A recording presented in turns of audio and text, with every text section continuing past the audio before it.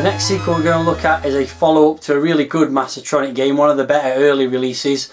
This game is Kane 2. It's got quite a lot to live up to, so let's see how it gets on. Let's take a look at the front cover of Kane 2 then. And as you can see, it's a later Mastertronic release with the white logo on the black sort of flash down the left hand side. And nice logo with the Kane written in bones with a goat skull or buffalo skull or some kind of animal skull on the top of the A there, and a big number 2 there, if you pardon the expression. And we've got a train in the background there, and some cowboys fighting it out there, and also a Native American who is sort of looming in the background there. And on the spine we've got just a pretty basic logo with the name of the game there. And on the back cover, lots of screenshots, quite small screenshots, zoom in a bit there. And for the most part it looks to be pretty similar to the first game. That's a very nice bit of graphic artwork there with the fort, and there's a guy riding the horse, which was a frequent part of the original game. And there's that fort again, and there's the guy riding the horse again. And the blurb says, 4 Wild West action scenes, express train shootout, 6 gun sharp shooting, bronco busting and princess rescuing. That's something new to a game set in the Wild West. And it says there at the bottom, designed and programmed by John Darnell, who was of course responsible for the first Kane as well. More zooming in required on the inside of the packaging because this font is minuscule. So basically all the information about the game is crammed onto this one page on the inlay. Marshall McGraw is a rootin' tootin' hard shooting lawman in the old mould, just in piece of everything to a moral man like the Marshal, blah blah blah. So basically it's the follow up to Kane. Kane 2 takes up the story. The Black Hole Gang have been released from jail after serving time. Within days of release, they're back to their bad old ways. Kidnap the daughter of the chief of the Wagari Indians, I can't even see. Wagari Indians. Real serious zooming required.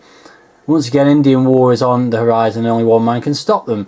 So basically there's various sort of mini games, if you like. There's a train shootout where you've got to ride the horse and shoot people on the train by the looks of things. Fort Apache Pass, basically a shootout with the gang in Fort Apache. Bronco busting, this time it's breaking in a wild steed. And finally the Great Escape, the gang in hot pursuit and the Indian princess with him in the saddle. Marshall McGraw gallops for safety. More horse riding basically. So it looks like 3 horse riding sections and then 1 shootout section. And it's got some loading instructions at the bottom there. And inside are all the same instructions repeated in the foreign languages German, Italian and French. This front cover seemed quite familiar to me and I couldn't quite put my finger on why, and the reason why is that basically this is the cover of the original Kane. It is exactly the same pretty much. They just put, as I said earlier, a big number 2 there, and otherwise also cut off half of the Native American chap on the right hand side, but otherwise it's basically exactly the same artwork, which is pretty cheap to be honest.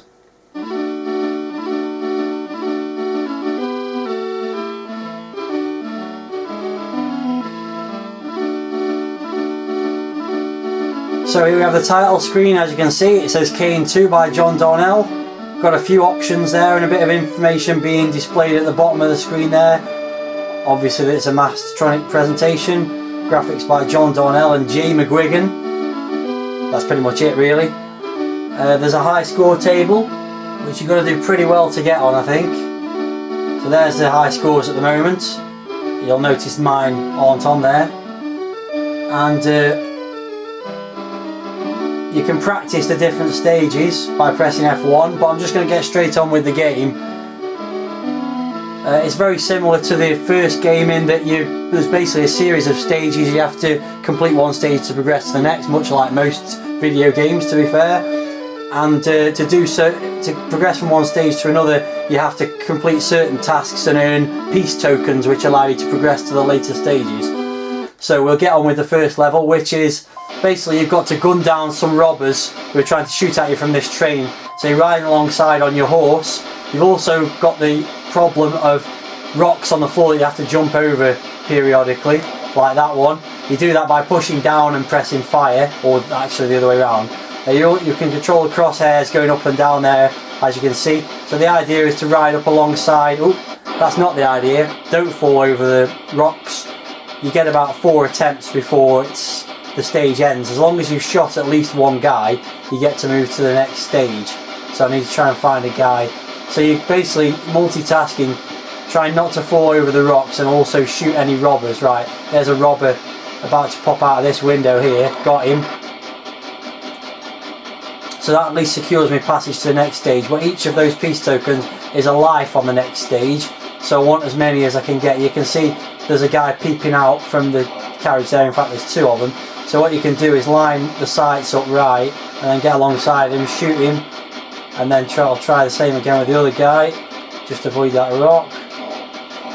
Oh, he shot me there. Not that you can tell because there's no bullets coming from the enemies at all. So on this stage the graphics are actually really nice. You can say that for the whole game really. Oh, I missed him again. Oh, so annoying. That's probably it for that stage now. No, still got another life. Let's ride up alongside and try and get him again. So yeah, really nice graphics. Great animation on the horse again, just like in the first game. Very similar graphics to the first game overall. So that's the end of the first stage, and that annoying train noise is now gone. I'm just going to run off the side of the screen here to hide. So basically the idea on this level is you're at Fort Apache, which is very nicely drawn. Great detail on the rocks and stuff surrounding the fort.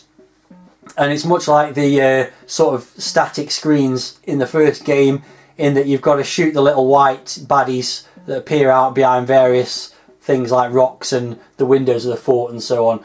So running off the right hand side of the screen allows you to hide, and it also allows you to reload the bullets which are in the middle of the screen there. So let's get on with trying to wipe some of these guys out.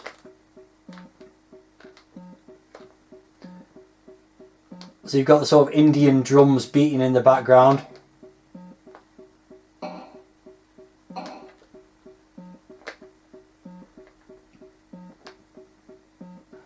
So the key is really, when they appear, not to stand still, because if you stand still they will shoot you.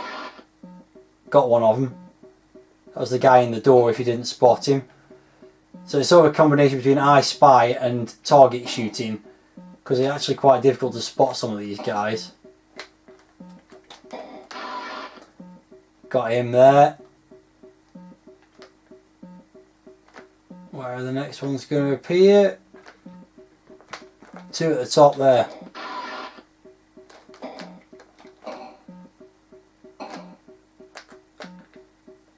Time for a reload, so you go off the right hand side of the screen, replenish your bullets.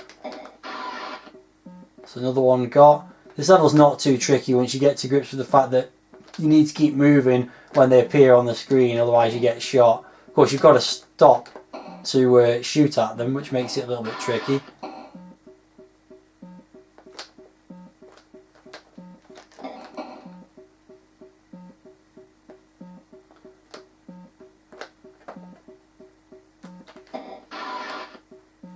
So far so good with this level.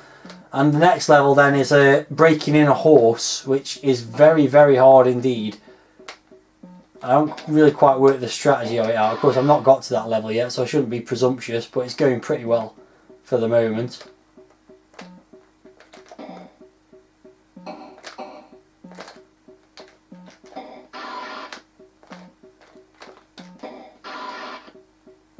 Just a few more bad guys to wipe out.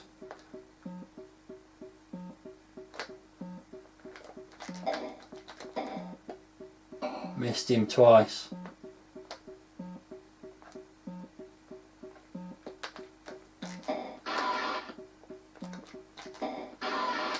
Just one guy left to get. He's proving tricky.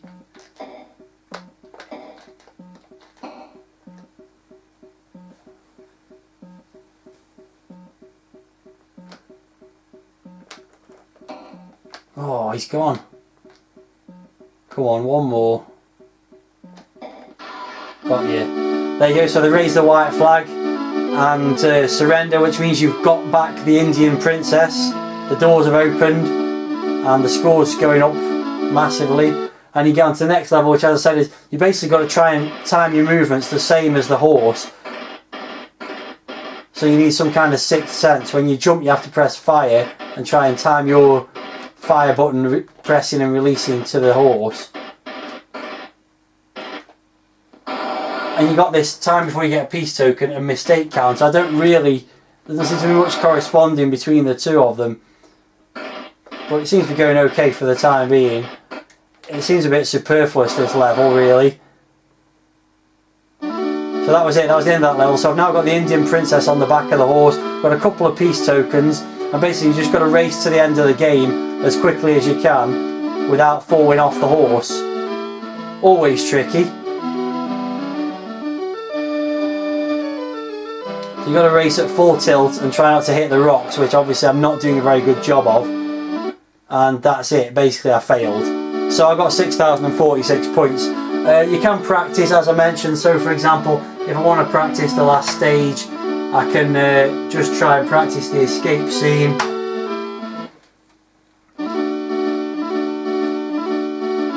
Which is probably the bit I need to practice more than any other, because it seems to be solid. That one there, you've got to land the horse in between the rocks there, I think.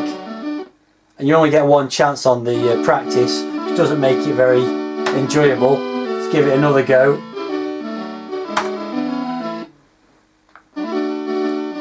Try and work out how to get over that double rocks.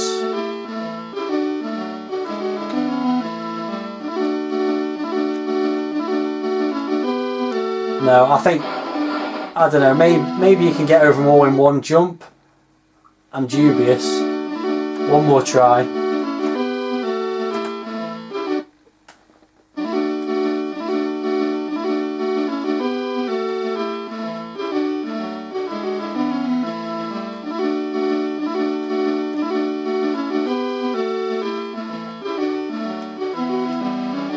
No, I think you've got to land in between them, and that just seems like too much like hard work.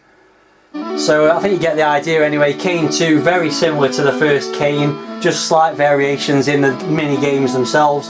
Graphically it's very nice, music a bit harsh on the ears but not too bad, I suppose. And sequel wise, you can't really say it's any worse or any better than the original, which makes me think movie wise, if I was going to compare it to a movie sequel, I'd probably compare it ironically to Young Guns 2. Pretty much all the same kind of plot, same kind of ideas as the first one, just some very minor differences which don't really make it any better or worse.